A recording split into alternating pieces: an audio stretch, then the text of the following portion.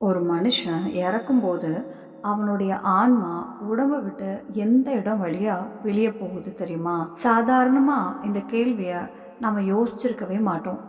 ஆனா நம்ம சாஸ்திரங்கள் சொல்லக்கூடிய ஒரு விஷயம் நம்மை கொஞ்சம் ஆழமா யோசிக்க வைக்குது.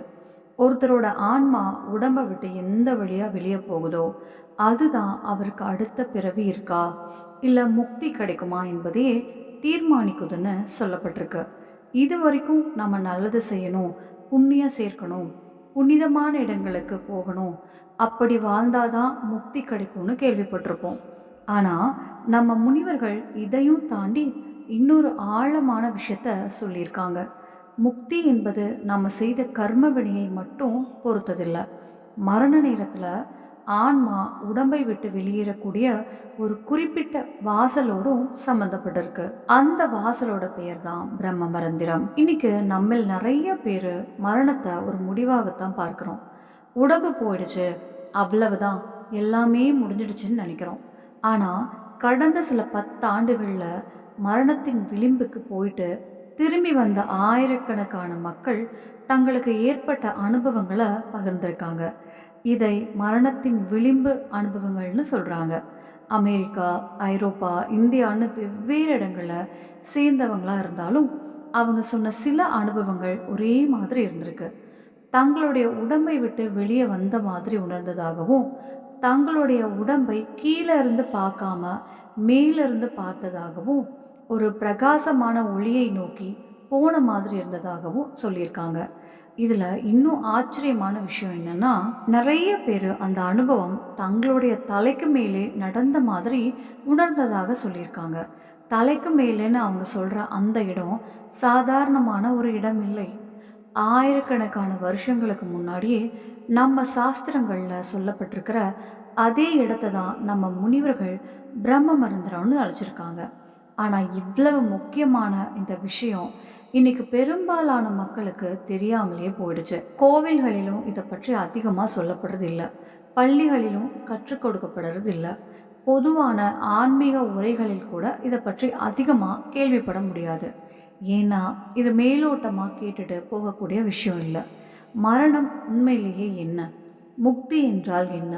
இந்த ரெண்டுக்கும் நடுவுல நம்ம உடம்புக்குள்ள இருக்கிற அந்த வாசல் எது? இதையெல்லாம் ஆழமா தெரிஞ்சுக்க விரும்புறவங்களுக்கான விஷயம் இது. அதனால இன்னைக்கு பிரம்ம மந்திரம் என்றால் என்ன? அது எங்க இருக்கு? ஆன்மாவுக்கும் அதுக்கும் என்ன தொடர்பு என்பதை முழுசா பார்க்க போறோம். ஆனா அதுக்கு முன்னாடி ஒரு முக்கியமான எச்சரிக்கை இருக்கு. இந்த விஷயங்களை வெறும் கேட்பதற்காக மட்டும் எடுத்துக்க கூடாது. சரியா புரிஞ்சுக்காம சில விஷயங்களை முயற்சி பண்ணினா அது தீங்காகவும் மாறலாம். அதனால அவசரப்படாம கவனமா புரிஞ்சுக்கணும். முதல்ல பிரம்மமந்திரம் என்ற வார்த்தைக்கான அர்த்தத்தை பார்ப்போம். சமஸ்கிருதத்துல இது 2 வார்த்தைகளால உருவானது. ஒன்று பிரம்மா, இன்னொன்று ரந்திரம். பிரம்மா என்றால் எல்லா படைப்புகளுக்கும் அடிப்படையா இருக்கக்கூடிய உன்னதமான சக்தி அல்லது எல்லையில்லாத பிரக்ஞை. ரந்திரம் என்றால் துளை அல்லது வாசல்.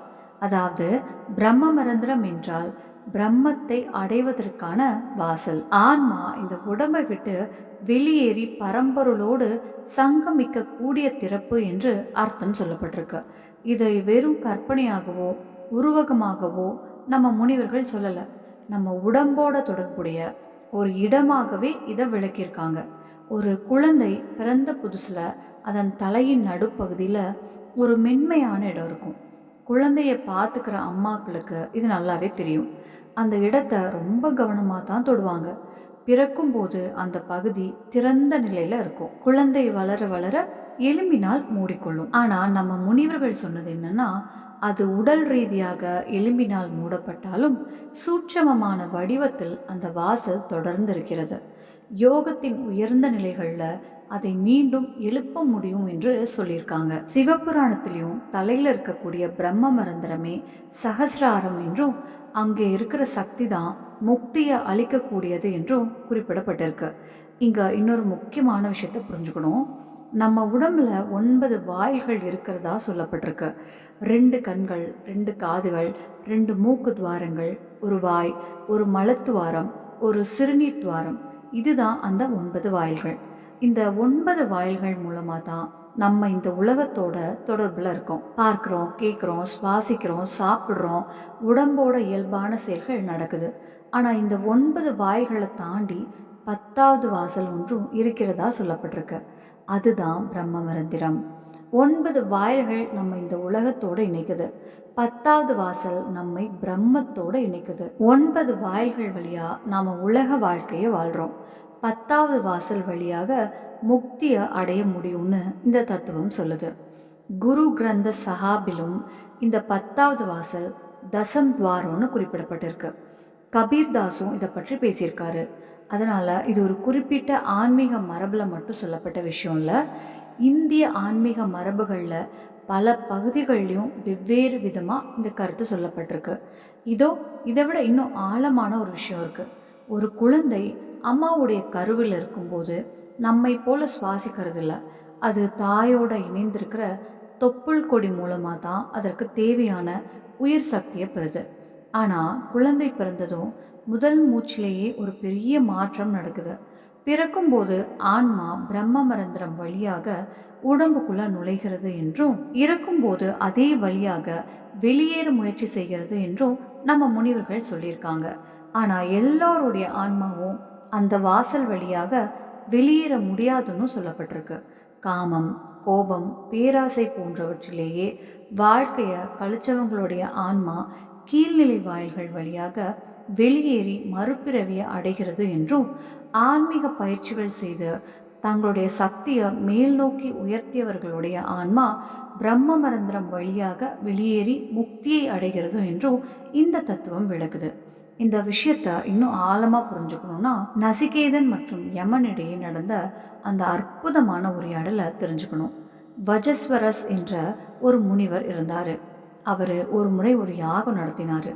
அந்த யாகத்தில் தங்கிட்ட இருக்கிற எல்லாவற்றையும் தானம் கொடுப்பதா சபதம் செய்திருந்தார். ஆனால் தானம் கொடுக்கும்போது பால் கொடுக்க முடியாத வயதாகி பலவீனமடைந்த பசுக்களை கொடுத்தாரு. இதை அவருடைய மக நசிகேதன் கவனிச்சான். வயசுல சின்ன பையனா இருந்தாலும் அவனுடைய சிந்தனை சாதாரணமாக இல்லை. தன்னுடைய அப்பா சொன்ன வாக்குக்கும் செய்யக்கூடிய செயலுக்கும் வித்தியாசம் இருக்கிறத அவன் புரிஞ்சுக்கிட்டான். உடனே அப்பாவிடம், அப்பா, உங்களிடம் இருக்கிற எல்லாவற்றையும் தானம் கொடுக்குறேன்னு சொன்னீங்களே, அப்படின்னா என்ன யாருக்கு தானம் கொடுப்பீங்கன்னு கேட்டான். முதல்ல அவர் பதில் சொல்லலை. ஆனால் நசிகேதன் விடாமல் 3 முறை அதே கேள்வியை கேட்டான். 3வது முறை கோபப்பட்ட அவனுடைய அப்பா, உன்னை யமனுக்கு தானம் கொடுக்குறேன்னு சொல்லிட்டாரு. சாதாரண குழந்தையா இருந்திருந்தா இதை கேட்டதும் பயந்துருக்கும். ஆனால் நசிகேதன் அப்படி செய்யலை. தன்னுடைய அப்பா சொன்ன வார்த்தையை உண்மையாக்குவதற்காக அவன் யமனுடைய வாசலுக்கே போனான். அவன் அங்கே போன நேரத்தில் யமன் வீட்டில் இல்லை. 1 நாள் இல்லை, 2 நாள் இல்லை, 3 நாள் நசிகேதன் அந்த வாசல்லையே பசியோடும் தாகத்தோடும் காத்திருந்தான். 3வது நாளுக்கு பிறகு யமன் திரும்பி வந்தபோது தன்னுடைய வாசல்ல ஒரு பிராமண சிறுவன் 3 நாட்களாக உணவு தண்ணீர் இல்லாமல் காத்திருக்கிறத பார்த்து ரொம்ப வருத்தப்பட்டாரு. நீ என்னுடைய விருந்தாளி, 3 நாட்களாக உன்னை கவனிக்க முடியாமல் போனது என்னுடைய தவறு. அதற்கு பரிகாரமாக உனக்கு 3 வரங்கள் தருகிறேன்னு சொன்னார். அந்த 3 வரங்களில் நசிகேதன் கேட்ட 3வது வரம்தான் மரணத்தை பற்றிய மிகப்பெரிய ரகசியத்திற்கான கதவை திறந்தது. நசிகேதனுக்கு 3 வரங்கள் தருவதா யமன் சொன்னதும், முதல் வரமா தன்னுடைய அப்பாவின் மனசில் இருக்கிற கோபம் நீங்கி அமைதி கிடைக்கணும்னு கேட்டான். 2வது வரமா அக்னியை பற்றிய ஞானத்தை கேட்டான். யமனும் அந்த 2 வரங்களையும் கொடுத்தாரு. ஆனால் 3வது வரம் கேட்க வேண்டிய நேரம் வந்ததும் நசிகேதன் சாதாரணமான எதையும் கேட்கல. செல்வம் வேணும், நீண்ட ஆயுள் வேணும், ராஜ்யம் வேணும்னு கேட்காம நேரடியாக யமனை பார்த்து, யமராஜா, ஒரு மனுஷன் இறந்த பிறகு உண்மையிலேயே என்ன நடக்குது? ஆன்மா தொடர்ந்து இருக்குமா, இல்லை அதுவும் அழிஞ்சு போயிடுமா? இந்த உண்மையை எனக்கு சொல்லுங்கன்னு கேட்டான். அந்த கேள்வியை கேட்டதும் யமனி ஆச்சரியப்பட்டாரு. ஏன்னா ஒரு சின்ன வயசு பையன் கேட்கக்கூடிய சாதாரண கேள்வி அது இல்லை. அதனால யமன், நசிகேதா, இந்த கேள்வியை மட்டும் என்னிடம் கேட்காத. இதற்கான பதிலை புரிஞ்சுக்கிறது ரொம்ப ஆழமான விஷயம். தேவர்களுக்கே குழப்பத்தை ஏற்படுத்தக்கூடிய கேள்வி இது. இதற்கு பதிலாக உனக்கு எவ்வளவு செல்வம் வேண்டுமோ தரேன், ராஜ்யம் தரேன், அழகான பெண்கள், எல்லா விதமான இன்பங்கள், நீ விரும்புகிற அனைத்தையும் தரேன். ஆனால் இந்த ஒரு கேள்வியை மட்டும் திரும்ப எடுத்துக்கோன்னு சொன்னார். ஆனால் நசிகேதன் கொஞ்சம் கூட அசையலை. யமராஜா, நீங்கள் தர செல்வம் எவ்வளவு பெரியதாக இருந்தாலும் ஒரு நாள் அழிஞ்சிடும். இன்பங்களும் நிரந்தரமானது இல்லை. எல்லாத்துக்கும் முடிவு இருக்கும்போது அவற்றை வாங்கிக்கிட்டு நான் என்ன செய்ய போகிறேன்? எனக்கு அழியக்கூடிய விஷயங்கள் வேண்டாம். எது நிரந்தரமானதோ அந்த உண்மை மட்டும்தான் எனக்கு தெரியணும்னு சொன்னான். அந்த பதிலை கேட்டதும் யமன் சந்தோஷப்பட்டாரு. நசிகேதா, நீ பிரேயத்தை, அதாவது உடனடியா இன்பம் தரக்கூடிய விஷயங்களை தேர்ந்தெடுக்கல. அதற்கு பதிலா ஸ்ரேயத்தை, உண்மையான நன்மையை தேர்ந்தெடுத்திருக்க. அதனால இந்த ஞானத்தை தெரிஞ்சுக்கிற தகுதி உனக்கு இருக்குன்னு சொல்லி மரணத்திற்கு பிறகு ஆன்மாவுக்கு என்ன நடக்குது என்ற மிக ஆழமான ஞானத்தை அவனுக்கு சொல்ல ஆரம்பித்தாரு. ஆன்மா உடம்புக்குள்ள இருந்தாலும் அது உடம்பே கிடையாது. அது தூய்மையானது, அழிவில்லாதது என்பதை முதல்ல புரிய வைத்தாரு. அதுக்கு பிறகுதான் ஆன்மா உடம்பை விட்டு வெளியேறும்போது அது பயணிக்கக்கூடிய பாதையை பற்றி சொன்னாரு. இதயத்திலிருந்து 101 நாடிகள் உருவாகின்றன. அவற்றில் ஒரு நாடி மட்டும் தலை நோக்கி மேலே செல்கிறது. அந்த பாதை வழியாக உயிர் சக்தி மேலே சென்றால் அமரத்துவத்தை அடைய முடியும். மற்ற பாதைகள் பிறப்பு மற்றும் இறப்பு என்ற சுழற்சிக்குள்ள மீண்டும் கொண்டு செல்கின்றனன்னு யமன் நசிகேதனுக்கு விளக்கினாரு. இங்க தான் நம்ம கொஞ்சம் கவனமா புரிஞ்சுக்க வேண்டிய விஷயம் இருக்கு. 101 நாடிகள் இருக்கிறதா சொல்லப்பட்டாலும் அவற்றில் மேல் நோக்கி செல்லக்கூடிய முக்கியமான பாதை சூக்ஷ்மனா நாடி. அதன் இறுதி இலக்கு தான் பிரம்ம மந்திரம். அதாவது உயிர் சக்தி சூக்ஷ்மனா வழியாக மேலே பயணித்து பிரம்ம மந்திரத்தை அடைவதுதான் இங்க சொல்லப்படக்கூடிய முக்கியமான விஷயம். நம்ம உடம்புக்குள்ள நாடிகள் ஒரு பெரிய வலையமைப்பு மாதிரி இருக்கிறதா சாஸ்திரங்கள் விளக்குது. ஒரு பெரிய ஆறு இருக்கும், அதுல இருந்து கிளை ஆறுகள் பிரியும், அதுல இருந்து சின்ன சின்ன ஓடைகள் போகும் இல்லையா? அதே மாதிரி நம்முடைய சூட்சும உடலிலும் நாடிகளுடைய மிகப்பெரிய வலையமைப்பு இருக்கிறது என்றும் 72,000க்கும் அதிகமான நாடிகள் இருப்பதாகவும் சொல்லப்பட்டிருக்கு. ஆனா அவை எல்லாத்தையும் விட 3 நாடிகள் ரொம்ப முக்கியமானவை. முதலாவது இடா நாடி. இது இடப்பக்கம் செல்கிறது. இதை சந்திர நாடின்னு சொல்றாங்க. குளிர்ச்சியான ஊட்டம் அளிக்கக்கூடிய தன்மையோடு இது தொடர்பு படுத்தப்பட்டிருக்கு. ரெண்டாவது பிங்களா நாடி. இது வலப்பக்கம் செல்கிறது. இதை சூரிய நாடின்னு சொல்றாங்க. சுறுசுறுப்பு, வெப்பம், செயல்பாடு போன்ற ஆற்றலோட இது தொடர்புடையது. மூன்றாவது தான் சூஷ்மனா நாடி. இது நடுவுல இருந்து நேராக மேல் நோக்கி செல்கிறது. சாதாரண வாழ்க்கையில் நம்முடைய உயிர் சக்தி இடா, பிங்களா போன்ற நாடிகள் வழியாக செயல்பட்டுக்கிட்டே இருப்பதால நம்ம உலக விஷயங்களோட தொடர்ந்து நின்றிருக்கோம். ஆசை, கோபம், பேராசை, பற்று போன்ற உணர்வுகளோட மனசு வெளியுலகத்தை நோக்கி ஓடிக்கிட்டே இருக்கு.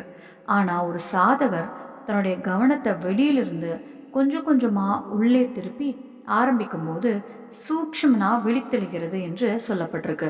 அந்த சூக்ஷ்மனாவின் இறுதி வாசல் தான் பிரம்ம மந்திரம். இதை இன்னும் சுலபமாக புரிஞ்சுக்கணும்னா நம்ம உடம்புக்குள்ள சூக்ஷ்மனா என்ற ஒரு நேரான நெடுஞ்சாலை இருக்கிற மாதிரி நினச்சிக்கோங்க. அந்த நெடுஞ்சாலையின் கடைசி இடம் பிரம்ம மந்திரம். பிராணன் அந்த பாதை வழியாக மேலே பயணித்து பிரம்ம மந்திரம் வழியாக வெளியேறும்போது முக்தி ஏற்படுகிறது என்பதுதான் இந்த தத்துவத்தின் மையம். இங்க நவீன உலகத்தோட தொடர்பு படுத்தி சோர்ஸ்ல இன்னொரு விஷயமும் சொல்லப்பட்டிருக்கு. மூளையின் உச்சப்பகுதியை ஆய்வு செய்த போது சாதாரண வாழ்க்கையில குறைவான செயல்பாட்டை கொண்ட ஒரு பகுதி இருப்பதாகவும், ஆழமான தியான அனுபவங்களின் போது அந்த பகுதியில் வித்தியாசமான செயல்பாடுகள் காணப்பட்டதாகவும் குறிப்பிடப்படுகிறது. அதே போல மரணத்தின் விளிம்புக்கு போயிட்டு திரும்பி வந்த பலர் தங்களுடைய உடம்பை தாண்டி வெளியே போன உணர்வு ஏற்பட்டதாகவும் ஒரு ஒளியை நோக்கி பயணித்ததாகவும் சொல்லியிருக்காங்க. அந்த அனுபவத்தையும் பிராணன் பிரம்ம மரத்திலிருந்து வெளியேறி ஒளியோடு கலக்கிறது என்ற பழமையான ஆன்மீக விளக்கத்தோட சோர்ஸ் இணைக்குது. இதை தொடர்ந்து இன்னொரு விஷயமும் சொல்லப்பட்டிருக்கு. ஒரு மகான் அல்லது உயர்ந்த யோகி இறக்கும்போது அவருக்கு அருகில் இருக்கிறவங்க சில நேரங்களில் தலைக்கு மேல் பகுதியில் சூடான காற்று அல்லது வெப்பம் மாதிரியான உணர்வை கவனிப்பதாக கூறப்பட்டிருக்காங்க. இதை பிரம்ம மந்திரம் வழியாக பிராணன் வெளியேறுவதன் வெளிப்பாடாக அந்த ஆன்மீக மரபு விளக்குகிறது. அப்படின்னா சாதாரணமான ஒரு மனுஷன் இறக்கும்போது ஆன்மா எந்த வழியாக வெளியேறும்? இதற்கும் சாஸ்திரங்கள்ல ஒரு விளக்கம் சொல்லப்பட்டிருக்கு. ஒருத்தர் வாழ்க்கை முழுக்க அதிகமான இன்ப ஆசைகள்லையும் உலக ஆசைகள்லையும் மூழ்கி வாழ்ந்திருந்தா அவருடைய ஆன்மா கீழ்நிலை வாயில்கள் வழியாக வெளியேறி கீழ்நிலை பிறவிகளை அடைகிறது என்று சொல்லப்படுகிறது. நல்லதும் கெட்டதும் கலந்த ஒரு சாதாரண வாழ்க்கையை வாழ்ந்தவருடைய ஆன்மா நடுவில் இருக்கிற வாயில்கள் வழியாக வெளியேறி மீண்டும் மனித பிறவியை அடைகிறது என்றும், நற்குணம் தானம் பக்தியோட வாழ்ந்தவருடைய ஆன்மா உயர்ந்த உலகங்களை அடைகிறது என்றும் விளக்கப்பட்டிருக்கு. ஆனா தன்னுடைய சூக்ஷ்மனாவை எழுப்பி பிரம்ம மந்திரத்தை திறந்த ஒரு யோகியின் ஆன்மா அந்த பிரம்ம மந்திரம் வழியாக வெளியேறி முக்தியை அடைகிறது என்று சொல்லப்பட்டிருக்கு. இதிலிருந்து நமக்கு சொல்லப்படக்கூடிய முக்கியமான விஷயம் என்னன்னா, மரணம் என்பது கடைசி நேரத்தில் மட்டும் நடக்கிற ஒரு சாதாரண நிகழ்வு கிடையாது.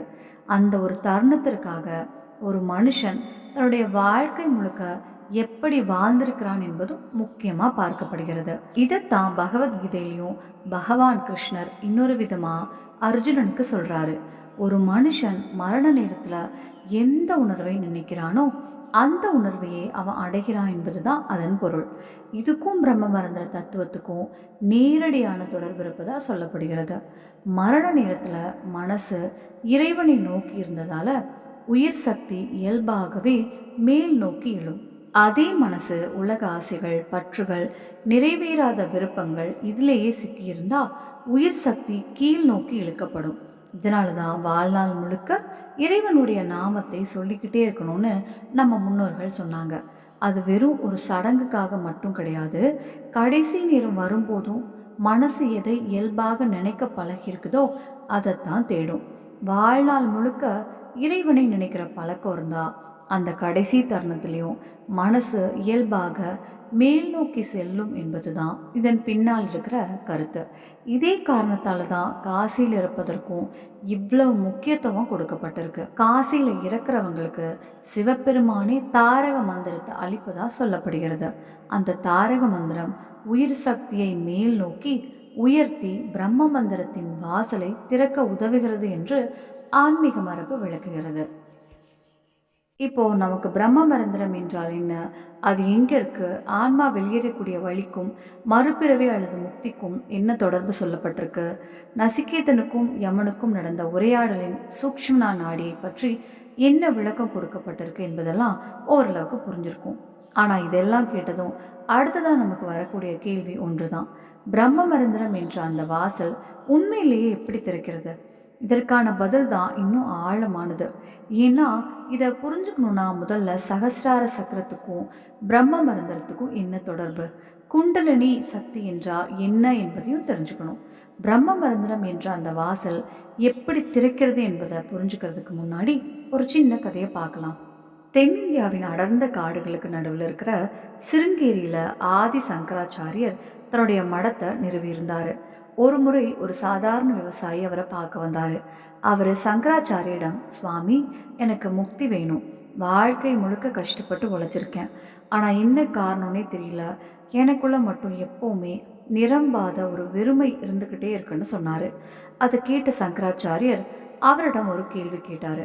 இந்த உலகத்தில் இருக்கிற எந்த துன்பமும் தொட முடியாத ஒரு இடம் உனக்குள்ளேயே இருக்குன்னு நீ எப்போவாவது யோசிச்சிருக்கியான்னு கேட்டார். அந்த விவசாயிக்கு என்ன சொல்கிறதுனே தெரியல. இல்லை சுவாமி, எனக்குள்ள அப்படி ஒரு இடம் இருக்கிறதே எனக்கு தெரியாதுன்னு சொன்னார். அதை கேட்ட சங்கராச்சாரியர் புன்னகை செய்தார். அந்த இடம்தான் பிரம்ம மந்திரம் என்றும் அதை அறிந்து கொள்வது தான் முக்தியை நோக்கி எடுத்து வைக்கிற முதல் படி என்றும் அவருக்கு சொன்னார். இந்த கதை நமக்கு ஒரு விஷயத்தை புரிய வைக்குது. நாம் தேடிக்கிட்டு இருக்க அந்த வாசல் நமக்கு வெளியே எங்கேயோ இல்லை, அது நமக்குள்ளேயே இருக்குது. ஆனால் அந்த பிரம்ம மந்திரத்துக்கும் சகசிரார சக்கரத்துக்கும் என்ன தொடர்பு இருக்குன்னு தெரிஞ்சுக்கிட்டாதான் அடுத்த விஷயம் புரியும். நம்ம உடம்புல 7 முக்கியமான சக்கரங்கள் இருப்பதா சொல்லப்பட்டிருக்கு. அவை நமக்கு கண்ணுக்கு நேரடியாக தெரியக்கூடியவை இல்லை, சூட்சம உடலோட தொடர்புடைய சக்கரங்களாக விளக்கப்படுது. முதுகெலும்பின் அடிப்பகுதியிலிருந்து தலையுச்சி வரைக்கும் இவை அமைந்திருப்பதாக சொல்லப்பட்டிருக்கு. இதுல முதல்ல வருவது மூலாதார சக்கரம். இது பூமி தத்துவத்தோட தொடர்புடையது. வாழ்க்கையின் அடிப்படை சக்தி இங்கே உறங்கிக்கிட்டு இருப்பதாக சொல்லப்படுகிறது. அதற்கு மேலே சுவாதிஷ்டானம், அடுத்து மணிப்பூரகம், அதற்கு மேலே அநாகதம், அடுத்து விசுத்தம், பிறகு ஆக்ஞா சக்கரம், கடைசியா 7வது இடத்துல சஹஸ்ராரம் இருக்கு. சஹஸ்ராரம் என்றால் 1000 இதழ்கள் கொண்ட தாமரைன்னு அர்த்தம். இது தலையின் உச்சி பக்கத்தில் இருப்பதாகவும் பிரம்ம மரந்திரத்தோட நீரடியா இணைந்திருப்பதாகவும் சொல்லப்பட்டிருக்கு. ஆனா இங்க ரெண்டுக்கும் நடுவுல ஒரு சின்ன வித்தியாசம் இருக்கு. சஹஸ்ராரம் சூட்சும உடலில் இருக்கக்கூடிய சக்கரம். பிரம்ம மரந்திரம் என்பது சூட்சும உடலுக்கும் ஸ்தூல உடலுக்கும் தொடர்புடைய ஒரு நுழைவாயிலா விளங்கப்படுகிறது. இதை ரொம்ப சுலபமா புரிஞ்சுக்கணும்னா ஒரு கதவும் அதற்கான பூட்டும் இருக்குன்னு வச்சுக்கோங்க. சகசிராரம் அந்த பூட்டு, பிரம்ம மரந்திரம் அந்த கதவு. அந்த பூட்டு முழுமையா திறக்கும் போதுதான் கதவும் திறக்கும். அதே மாதிரி சகசிராரம் முழுமையாக விழித்தெழும் போதுதான் பிரம்ம மரந்திரத்தின் வாசல் திறக்கும் என்று சொல்லப்பட்டிருக்கு. அப்படின்னா அந்த சகசிராரத்தை விழிக்க வைக்கக்கூடிய சக்தி எது? இங்க தான் குண்டலினி என்ற விஷயம் வருது. இந்த வார்த்தையை நம்ம நிறைய பேர் ஏற்கனவே கேள்விப்பட்டிருப்போம். ஆனால் குண்டலினி என்றதும் ஏதோ பயப்பட வேண்டிய விஷயம் மாதிரியோ இல்லை வெறும் கற்பனையான ஒரு உருவகம் மாதிரியோ நினச்சிருக்க கூடாது. ஒவ்வொரு மனிதனுக்குள்ளேயும் இருக்கக்கூடிய ஆதி சக்தி தான் குண்டலினி என்று விளக்கப்படுகிறது. சமஸ்கிருதத்தில் குண்டம் என்றால் சுருண்டு இருப்பது என்று அர்த்தம். ஒரு பாம்பு தன்னுடைய உடம்பை சுருட்டிக்கிட்டு அமைதியாக இருக்கிற மாதிரி இந்த சக்தியும் மூலாதார சக்கரத்தில் உறங்கிக்கிட்டு இருப்பதாக சொல்லப்பட்டிருக்கு. இந்த சக்தியும் மூலாதார சக்கரத்தில் உறங்கிக்கிட்டு இருப்பதாக சொல்லப்பட்டிருக்கு. சாதாரணமான வாழ்க்கையை வாழ்கிற ஒருத்தருக்கு இந்த சக்தியின் உயர்ந்த நிலை விழிக்காமலே இருக்கும். ஆனாலும் அதன் ஆற்றல் மூலமாகத்தான் செரிமானம், சுவாசம், இரத்த ஓட்டம் போன்ற உடலின் செயல்கள் நடைபெறுகின்றன என்று விளக்குது. ஆன்மீக பயிற்சிகளால் இந்த குண்டலினி சக்தி விழித்தெழும்போது அது மூலாதாரத்திலிருந்து சூட்சமனா நாடிக்குள்ள நுழைந்து மேல் நோக்கி பயணிக்க ஆரம்பிக்கிறது. அப்படி மேலே வரும்போது ஒவ்வொரு சக்கரத்தையும் கடந்து கடைசியில சகசிராரத்தை அடைகிறது. குண்டலினி சகசிராரத்தை அடையும் போது பிரம்ம மரந்திரத்தின் வாசல் திறக்கிறது என்றும் அந்த நேரத்தில் ஏற்படக்கூடிய அனுபவத்தை வார்த்தைகளால் முழுமையாக விவரிக்க முடியாது என்றும் சொல்லப்பட்டிருக்கு. யோக வசிஷ்டத்திலும் குண்டலினி சக்தி பிரம்ம மரந்திரத்தை ஊடுருவும் போது எல்லா சந்தேகங்களையும் அழிக்கக்கூடிய ஞான ஒளி தோன்றுகிறது என்று குறிப்பிடப்பட்டிருக்கு. இதை இன்னும் சுலபமாக புரிஞ்சுக்க ஒரு அழகான உதாரணத்தையும் சொல்லுது. இந்த பிரபஞ்சத்தில் ஆற்றல் எப்போவுமே தடைகள் குறைவாக இருக்கிற பாதையை நோக்கி தான் பாயும். ஒரு நதி ஓடிட்டு வரும்போது எந்த பக்கம் சுலபமான வழி கிடைக்குதோ அந்த பக்கம் திரும்பி ஓடும் இல்லையா? அதே மாதிரி தான் நம்முடைய பிராணசக்தியும் செயல்படுகிறது. ஒரு சாதாரண மனிதனுக்கு இடா மற்றும் பிங்களா நாடிகள் தான் அதிகமாக செயல்பட்டிருக்கும். ஏன்னா உணவு, தூக்கம், பயம், காமம் போன்ற உலக வாழ்க்கையோட தொடர்புடைய விஷயங்களில் மனசு தொடர்ந்து ஈடுபட்டுக்கிட்டே இருந்தால் பிராணசக்தியும் வெளிப்புறத்தை நோக்கியே பாய்ந்துக்கிட்டு இருக்கும். ஆனால் ஒரு சாதகர் தன்னுடைய புலன்களை கொஞ்சம் கொஞ்சமாக வெளியிலிருந்து உள்ள திருப்ப ஆரம்பிக்கும்போது, சுயக்கட்டுப்பாட்டை கடைபிடிக்கும் போது அது வரைக்கும் வெளியே பாய்ந்துக்கிட்டு இருந்த அந்த சக்தியின் போக்கு மாற ஆரம்பிக்கிறது. இடா மற்றும் பிங்களாவின் செயல்பாடு தணிந்து பிராணசக்தி சூக்ஷ்மனாவுக்குள்ள நுழைய ஆரம்பிக்கிறது என்று சொல்லப்படுகிறது. இந்த செயல்முறை தான் பிரத்யாகாரம்னு சொல்றாங்க. அதாவது நம்முடைய புலன்கள் எப்பவுமே வெளியுலகத்தை நோக்கி ஓடிக்கிட்டு இருக்காம அவற்றை மெதுவாக உள்ளே திருப்புவது. யோகத்தின் 8 அங்கங்கள் எதுவும் ஒன்று. பிராணசக்தி சூக்ஷ்மனாவுக்குள்ள நுழைய ஆரம்பிக்கும் போது சாதகருக்குள்ள ஒரு வித்தியாசமான அமைதி ஏற்படுது. வெளியில் இருக்கிற சத்தம் எல்லாம் கொஞ்சம் கொஞ்சமாக குறையிற மாதிரி தோன்றும். மனசுக்குள்ள ஒரு ஆழமான அமைதி உருவாக ஆரம்பிக்கும். இந்த நிலையிலிருந்து தான் பிரம்ம மரந்திரத்தை நோக்கிய உண்மையான பயணம் தொடங்குகிறது என்று சொல்லப்படுகிறது. இதுக்கு பிறகு நவீன உலகத்தோட தொடர்பு படுத்தி இன்னொரு விஷயத்தையும் குறிப்பிடுது. நம்முடைய மூளையின் நடுப்பகுதியில் ஒரு சின்ன சுரப்பி இருக்கு. அதுதான் பீனியல் சுரப்பி. பட்டாணி அளவுக்கு இருக்கக்கூடிய இந்த சுரப்பி நம்முடைய தூக்கம் மற்றும் விழிப்பு சுழற்சியை ஒழுங்குபடுத்துவதோட தொடர்புடையது. ஆனால் ஆழமான தியான நிலையோட தொடர்பு படுத்தி இந்த சுரப்பியை பற்றிய இன்னொரு விளக்கமும் கொடுக்கப்பட்டிருக்கு. ஆழ்ந்த தியானத்தின் போது இந்த பகுதியில் ஏற்படக்கூடிய சில மாற்றங்களையும் அசாதாரண அனுபவங்களோட தொடர்பு படுத்தப்படும் ஒரு ரசாயன கலவையும் குறிப்பிடுது. இதையே நம்ம முனிவர்கள் அமிர்தம் அல்லது சோமரசம் என்ற கருத்தோடு தொடர்பு படுத்தியதாகவும் சொல்லப்பட்டிருக்கு. குண்டலினி மேலே எழுந்து சகசிராரத்தை அடையும் போது அங்கிருந்து அமிர்தம் சொட்டுகிறது என்று ஹதயோக மரபில் விளக்கப்பட்டிருக்கு. தொப்புளுக்கு மேலே இருக்கக்கூடிய சந்திர மண்டலத்திலிருந்து அமிர்த நீரோடே சொட்டுகிறது. ஆனால் அது கீழே இருக்கிற நெருப்பில் எரிந்து விடுவதால தான் உடல் சிதைவடைகிறது என்று சொல்லப்பட்டிருக்கு. அந்த அமிர்தம் கீழே போய் அழியாம அதை மேல் நோக்கி கொண்டு சென்று சகசிராரத்தில் நிலைநிறுத்துவது தான் யோகத்தின் நோக்கம் என்று சோர்ஸ் விளக்குது. அது சகசிராரத்தில் நிலை பெறும்போது பிரம்ம மரந்திரம் விழித்தெழுகிறது என்றும் கேசரி முத்திரை, விபரீத கரணி போன்ற பயிற்சிகளோடும் இந்த செயல்முறை தொடர்பு படுத்தப்பட்டிருக்கு. இவ்வளவு நேரம் நம்ம பிரம்ம மரந்திரம் எங்க இருக்கு, சகசிராரத்துக்கும் அதுக்கும் என்ன தொடர்பு, குண்டலினி சக்தி எப்படி மூலாதாரத்திலிருந்து சூக்ஷ்மனா வழியா மேலே எழுகிறது என்பதையெல்லாம் பார்த்தோம். ஆனா இப்பதான் இந்த விஷயத்தோட மிக முக்கியமான பகுதிக்கே வரும். இப்போ பிரம்ம மரந்திரத்தை எழுப்புவதற்காக பழமையான யோக மரபுகள்ல சொல்லப்பட்டிருக்க சில முறைகளை பார்க்கலாம். ஆனா இதை கேட்கும் போதே ஒரு விஷயத்தை தெளிவா நினைவுல வச்சுக்கோங்க. இதெல்லாம் உடனே நம்ம வீட்டில் முயற்சி செய்ய பார்க்க வேண்டிய பயிற்சிகள் கிடையாது. தகுதியான குருவின் வழிகாட்டுதல் இல்லாம இதை செய்யக்கூடாதுன்னு தெளிவா எச்சரிக்கப்பட்டிருக்கு. முதல்ல மூலபந்தம், உட்டியான பந்தம், ஜாலாந்திர பந்தம் என்ற 3 பாதங்களை பற்றி சொல்லப்பட்டிருக்கு. உடம்பின் கீழ், நடு, மேல் பகுதிகளில் பிராணசக்தி வெளியேறுவதை கட்டுப்படுத்தி அதை சூக்ஷ்மனா வழியாக மேல் நோக்கி கொண்டு செல்வது தான் இதன் நோக்கம். இந்த 3ஐயும் சேர்த்து செய்வதை மகாபந்தம் என்று சொல்றாங்க. அதே போல சாம்பவி முத்திரையில கவனத்தை புருவங்களுக்கு நடுவில் இருந்து மேல் நோக்கி கொண்டு செல்வது பற்றியும், கேவலி பிராணாயாமத்துல சுவாசம் மிகவும் நுட்பமான நிலைக்கு செல்வது பற்றியும் சொல்லப்பட்டிருக்கு. இன்னொரு முறையான நாத அனுசந்தனத்துல வெளியே இருக்கிற சத்தங்கள்ல இருந்தையும் கவனத்தை விளக்கி உள்ளுக்குள்ளேயே இருக்கிற அநாகத நாதத்தை கவனிப்பதா விளக்கப்பட்டிருக்கு. ஆரம்பத்துல அந்த நாதம் சில்வண்டின் ஓசை மாதிரியும், பிறகு சங்கு, மணி, வீணை ஓசை மாதிரியும், கடைசியில மிகவும் ஆழமான ஓசையாகவும் கேட்கும் என்றும், அந்த நாதத்தை தொடர்ந்து செல்லும் போது அது சாதகரை பிரம்ம மரந்திரத்தை நோக்கி அழைத்து செல்லும் என்றும் சொல்லப்பட்டிருக்கு. ஆனா இந்த முறைகளுக்குள்ள இன்னும் ஆழமா போக வேண்டிய அவசியம் நமக்கு இப்ப இல்லை. ஏன்னா முறைகளை தெரிஞ்சுக்கிறத விட இதன் பின்னால் இருக்கிற முக்கியமான விஷயத்த புரிஞ்சுக்கிறது தான் நமக்கு தேவையானது. அப்படின்னா இவ்வளவு கடினமான யோக பயிற்சிகள் செய்யாத ஒரு சாதாரண மனிதனுக்கு இதில் எதுவுமே இல்லையா? அங்கதான் நமக்கு தேவையான ஒரு முக்கியமான பகுதி வருது. யார் வேணும்னாலும் தங்களுடைய வாழ்க்கையில தொடங்கக்கூடிய சில அடிப்படை விஷயங்கள் சொல்லப்பட்டிருக்கு. அது முதல்ல வருவது சாத்வீகமான வாழ்க்கை. உணவு, அன்றாட பழக்கங்கள், கோபம், காமம் போன்றவற்றின் மீதான கட்டுப்பாடு, உண்மையாக இருப்பது, முடிந்த அளவுக்கு மற்றவர்களுக்கு உதவுவது, இதெல்லாம் தான் அதன் அடிப்படை. கேட்கும்போது ரொம்ப சாதாரணமாக தெரியலாம், ஆனால் உண்மையிலேயே இதுதான் கடினமான முதல் படின்னு சொல்லப்பட்டிருக்கு. உடலும் மனசும் அமைதியான நிலைக்கு வராமல் நேரடியாக பெரிய ஆன்மீக பயிற்சிகளுக்கு போகக்கூடாது. அதற்கு பிறகு நாடி சோதனை பிராணாயாமம், மூலபந்தம், சாம்பவி முத்திரையின் எளிய வடிவம் போன்ற பயிற்சிகள் சோர்ஸில் சொல்லப்பட்டிருக்கு. ஆனால் இதெல்லாம் விட நம்ம யோசிக்க வைக்கக்கூடிய 5வது விஷயம்தான் ரொம்ப முக்கியமானது.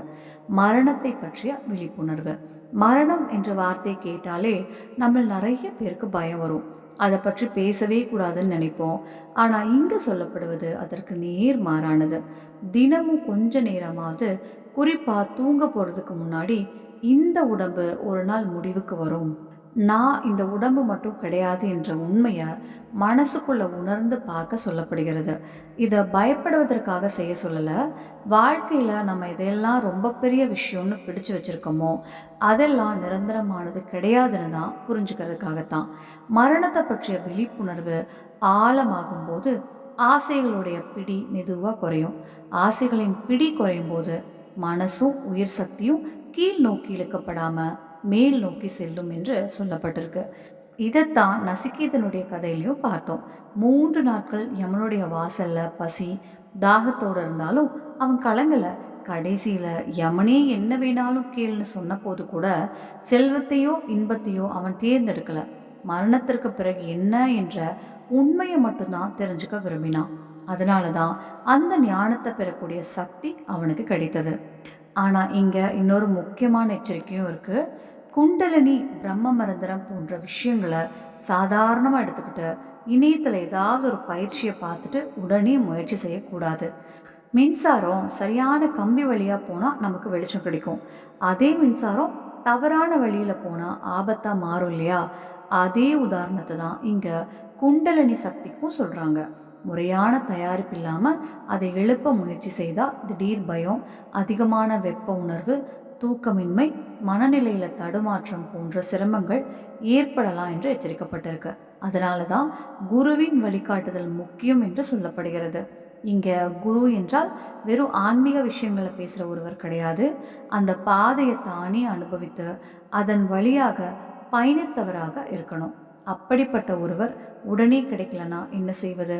அது வரைக்கும் நம்முடைய உடலையும் மனசையும் தூய்மையாக வைத்துக்கொண்டு நல்ல வாழ்க்கையை வாழ்ந்து பிரார்த்தனை செய்து நம்மை தயார்படுத்தி கொண்டே இருக்கலாம். சீடன் தயாராகும் போது குரு தானாக வருவார் என்று நம்ம முனிவர்கள் சொல்லியிருக்காங்க.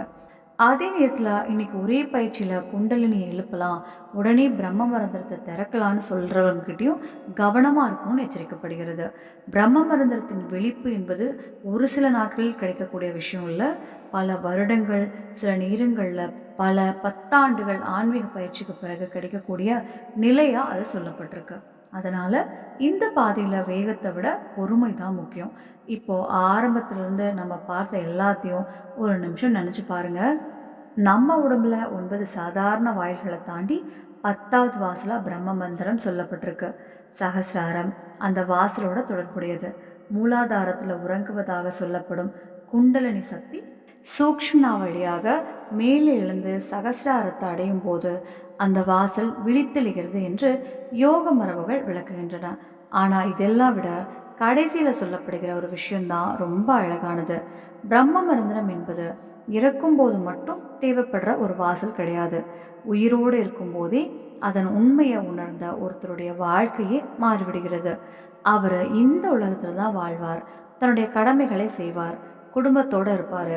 ஆனால் உலகத்தின் மீதான பற்று அவரை முழுமையாக கட்டுப்படுத்தாது. எல்லாத்துக்கும் மேலாக மரணத்தை பற்றிய பயம் அவருக்குள்ள குறைந்துவிடும்.